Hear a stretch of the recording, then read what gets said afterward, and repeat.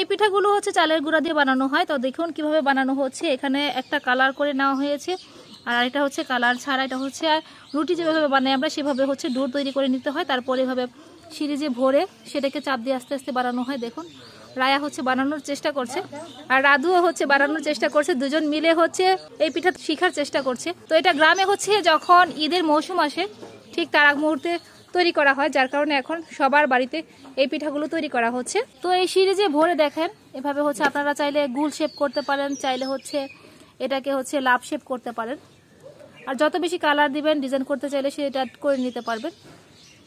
তো এই যেভাবে তৈরি করা হচ্ছে। তো দুইটা সিরিজ নিয়ে নেওয়া হয়েছে, কারণ একটাতে হচ্ছে কমলা, একটাতে হচ্ছে সাদা।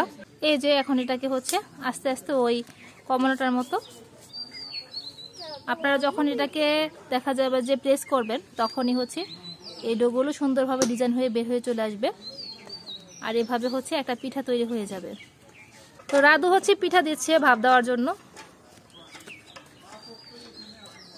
এইভাবে হচ্ছে গরম পানির ভাপে দিয়ে ঢেকে দিতে হবে, আর ঢাকনা সরিয়ে যখন এটা সিদ্ধ হয়ে যাবে নামানোর পরে যেরকম হবে, আর এটাকে রোদে শুকিয়ে তারপরে হচ্ছে চিপসের মতো ভেজে খেতে হবে।